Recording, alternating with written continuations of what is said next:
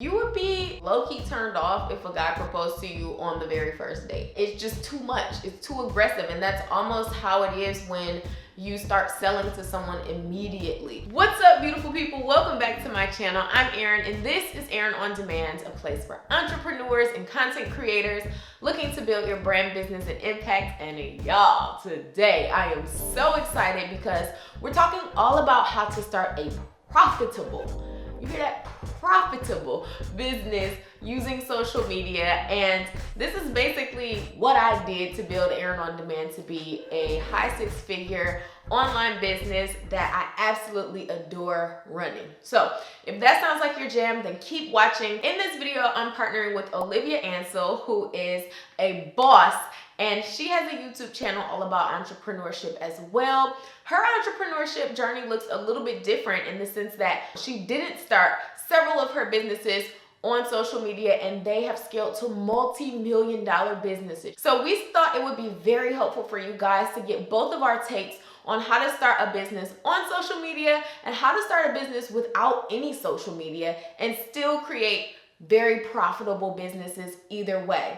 I also want to encourage you to watch that even if you do want to start a business on social media, because a lot of the things that she talks about are still applicable even if you do have social media. So these videos work very well together, and I definitely encourage you to go watch her video. So let's get into how to start a profitable business with social media.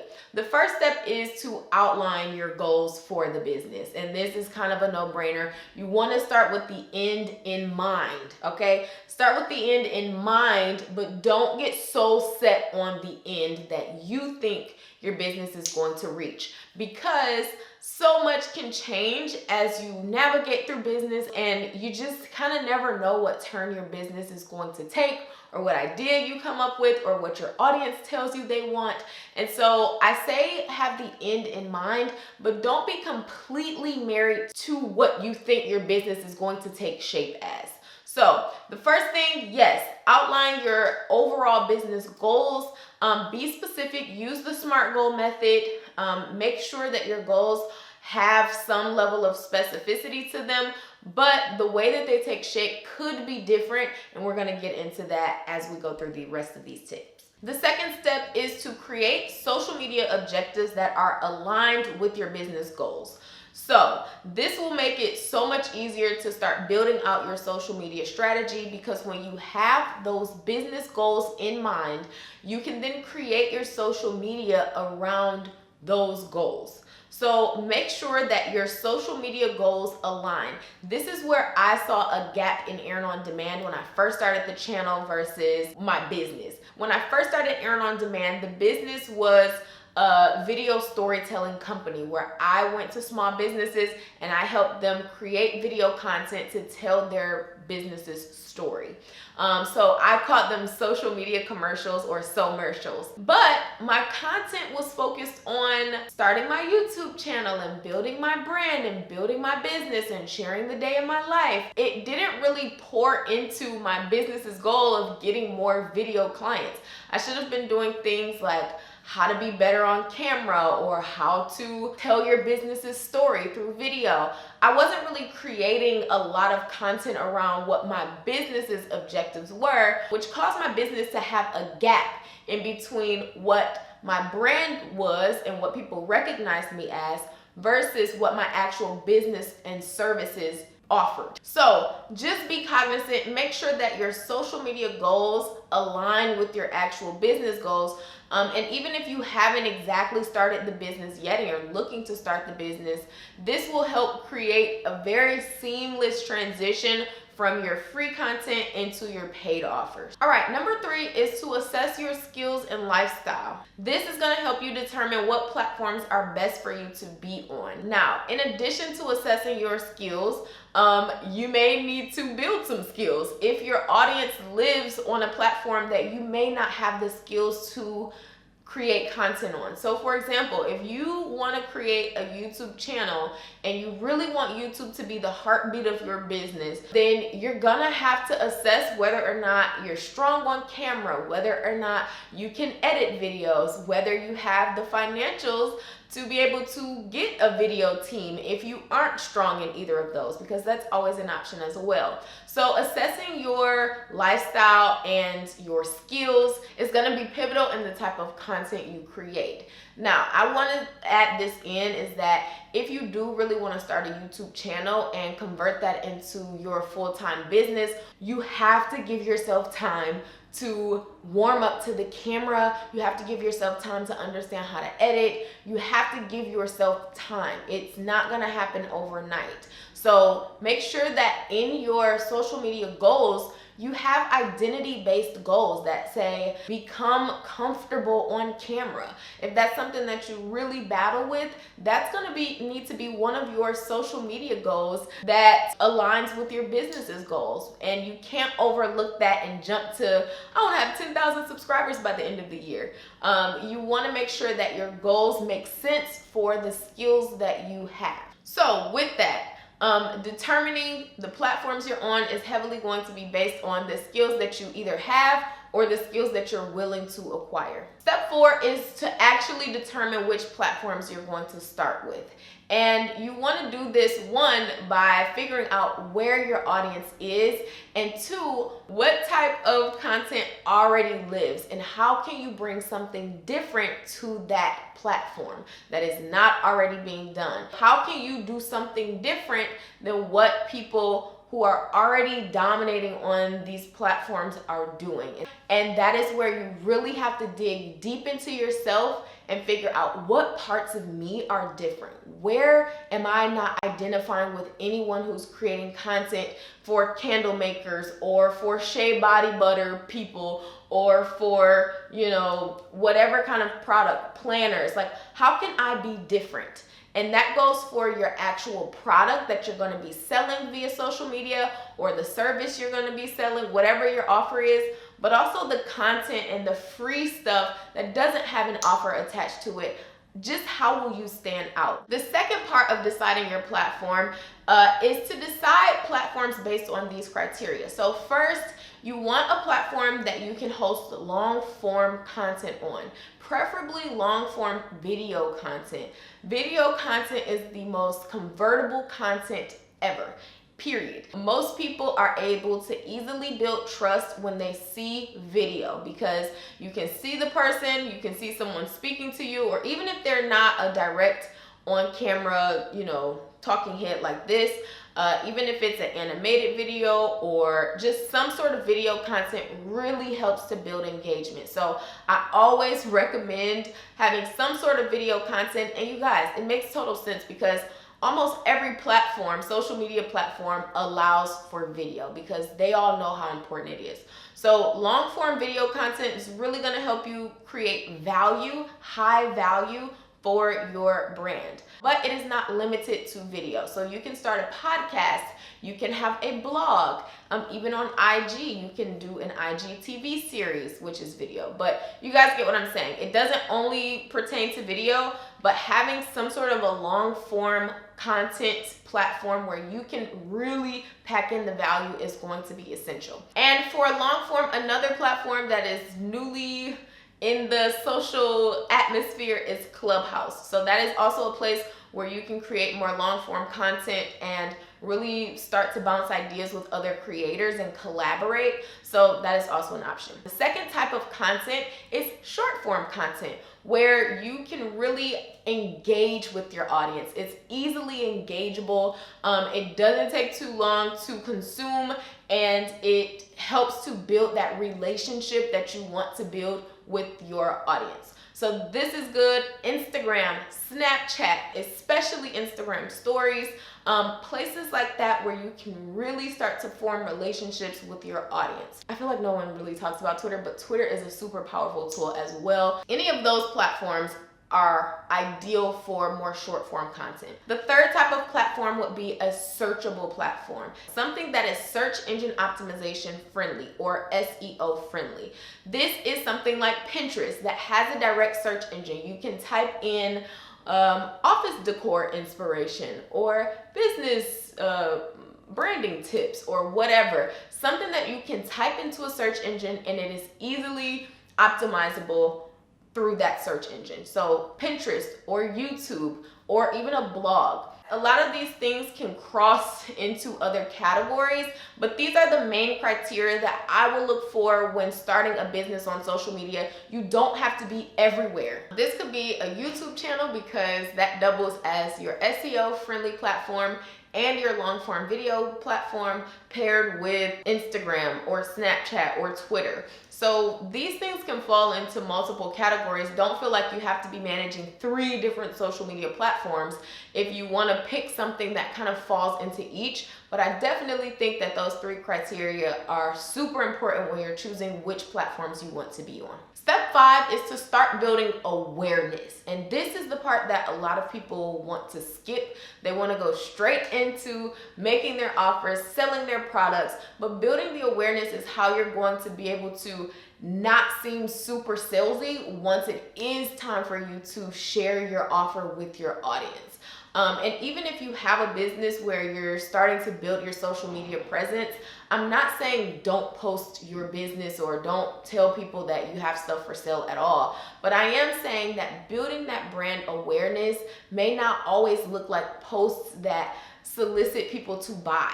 So really creating content that builds awareness, lets people get to know you as the founder if you're comfortable being the forefront of your business, lets people get to know the purpose behind your business, who it's impacting, why you created it. All of the good stuff that really makes your business unique are the things that you need to be sharing to build that brand awareness. I always tell people to introduce your audience to the journey that you're on.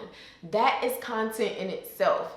Don't be scared and feel like you have to have everything all together before you start posting on social media and warming your audience up to a business that you're bubbling up on the inside with.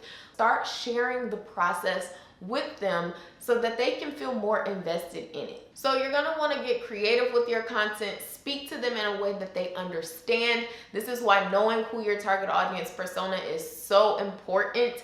And experimenting with your content. Try different platforms. If you're doing one and you don't like it, try another platform. Like, take the time to actually experiment on social media and be social.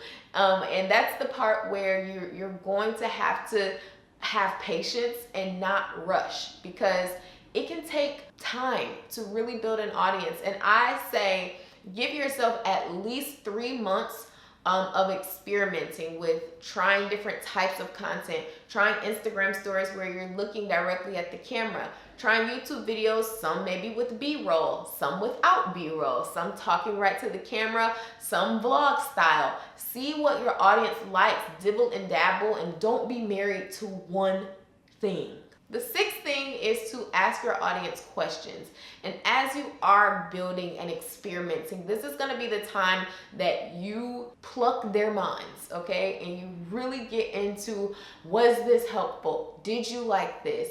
If you're doing a live on Instagram and a few people attended, try messaging them afterwards if you were able to catch their names, and just ask, how could we have made this more valuable? How can we, continue on doing this?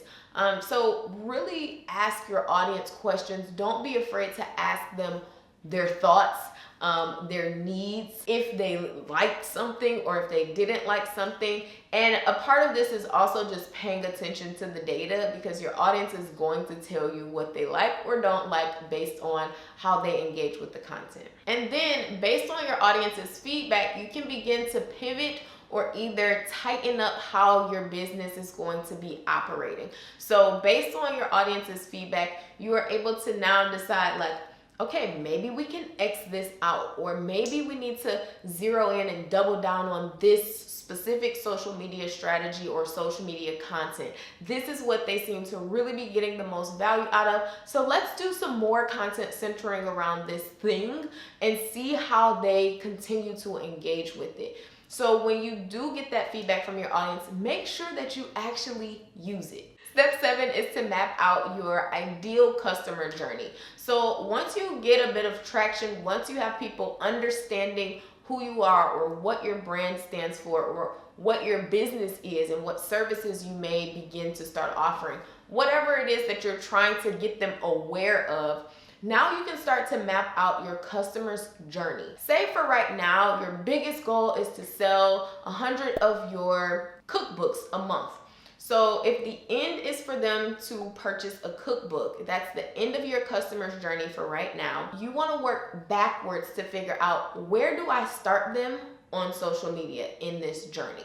So maybe your start is to go live, and you go live and you do these cooking tutorials, and you tell them in the live at the end, I have a downloadable PDF that you can get. You're telling them the next step you want them to take on your customer's journey.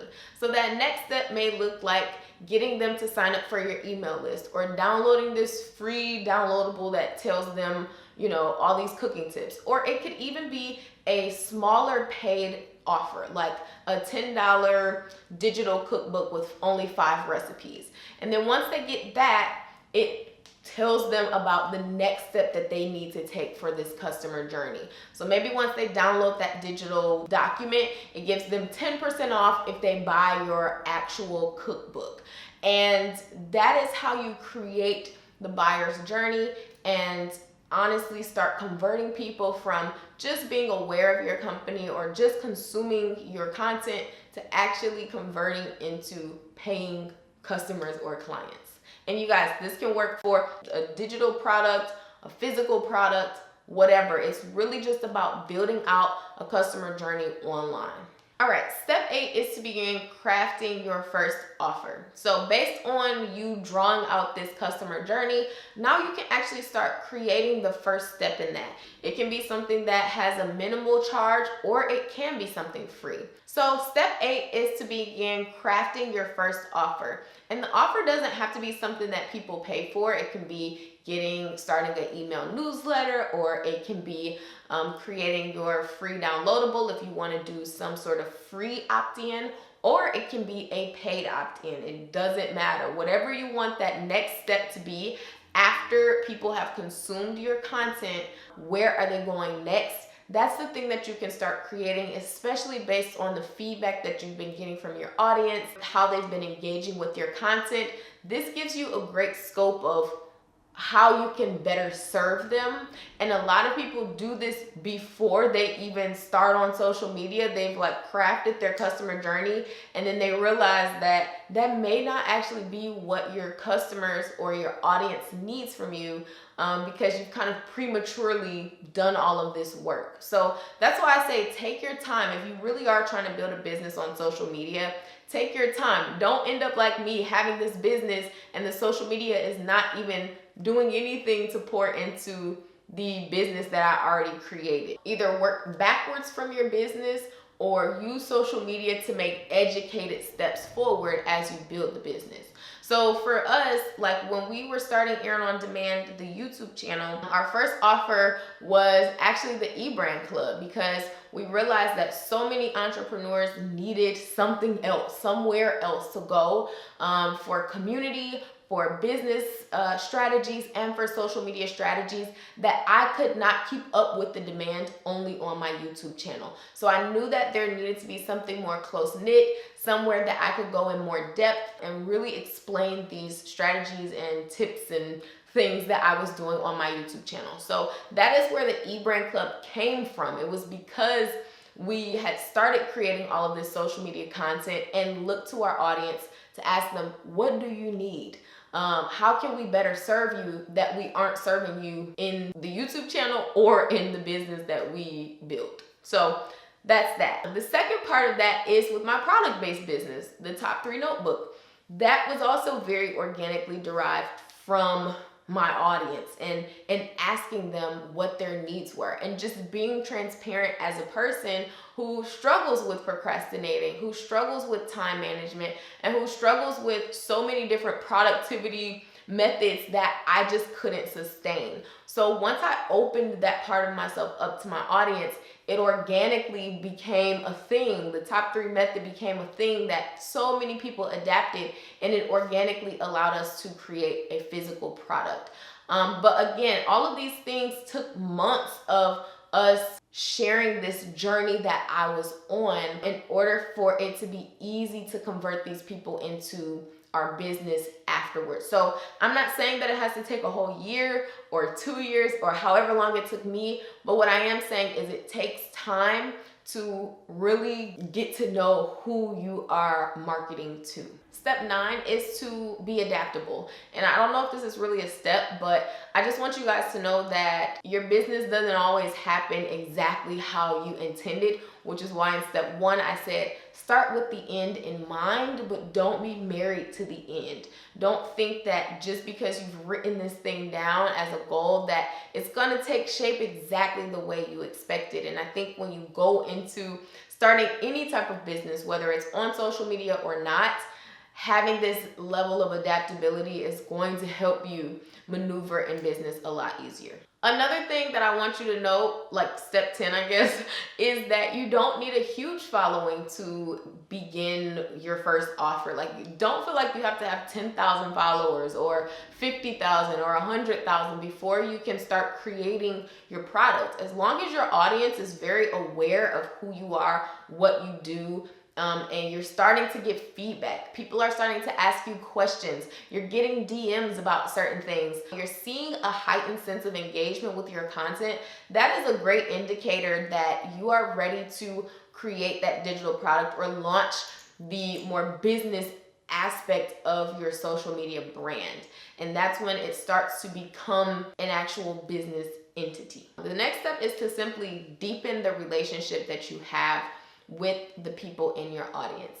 And I know I talk a lot about audience and like this connection, because really that connection is what sustains a social media based business, is the connection you have with the people who are following you. And these are actual people. So don't just look at them as numbers or as followers. They are people who have feelings, who have goals.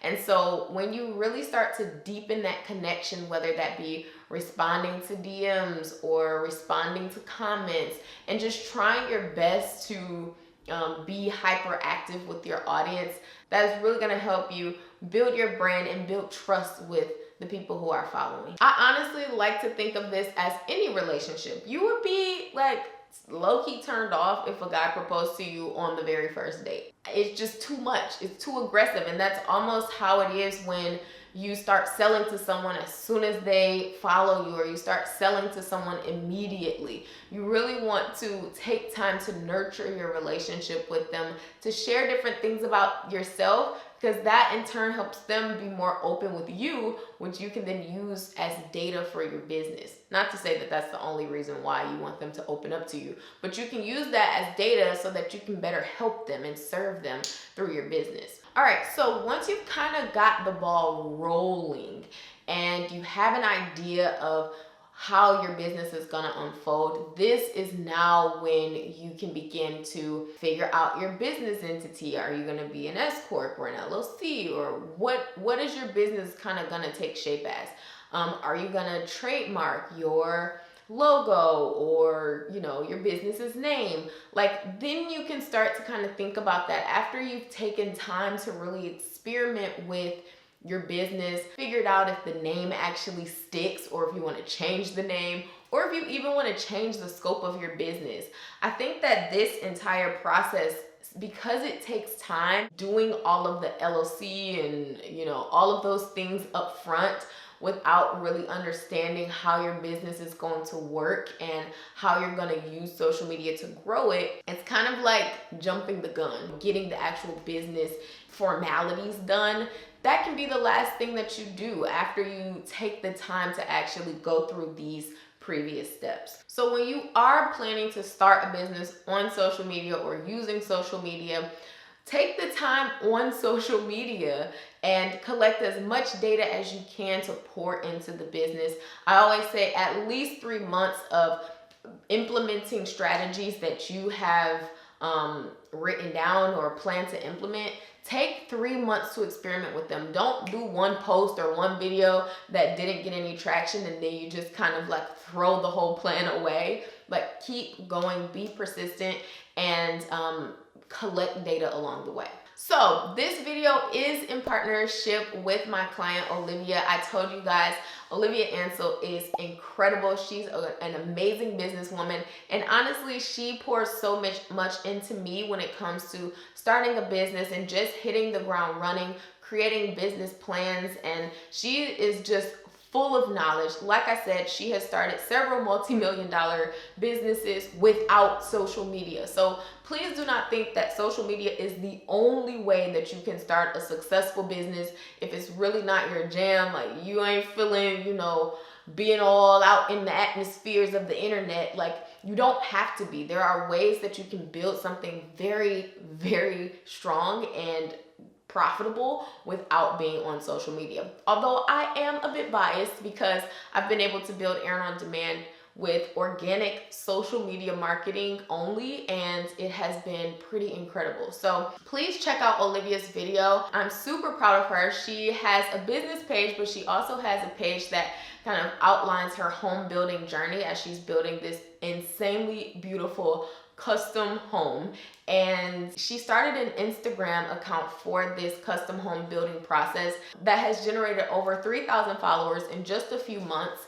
And now she's going to be starting a YouTube channel that gears totally toward that. But just a quick little story, with having only 3,000 followers on this Instagram page, Olivia was able to make over $10,000 in 24 hours because she knew her audience and she proposed an offer to them, and so many of them started hopping onto this offer. So now she's turning it into a full business, and these are strategies that we have been discussing throughout our meetings. And so I'm just so thrilled. Like I said, you guys don't have to have a huge following, and now that she's beginning to get on social media and really see the power of it, she's super excited to use it, but is also very excited to explain to you guys the tried and true methods that don't always have to deal with social media. So at the end of the day, it's about building relationships.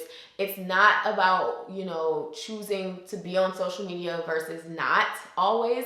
You know, it can be a mixture of both, which is why I encourage you guys to go over and watch that video, as well as just watch some of the videos on her channel, because she's super inspiring and her journey is honestly one of the most amazing stories that I ever heard. So I'm going to send you guys over to Olivia's video to get tons of value from over there.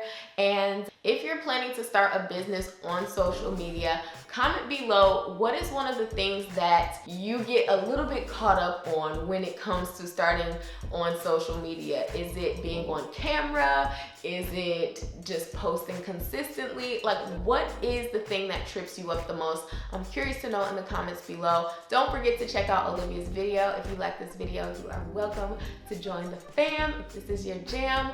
And I will see you guys on the next one. Peace.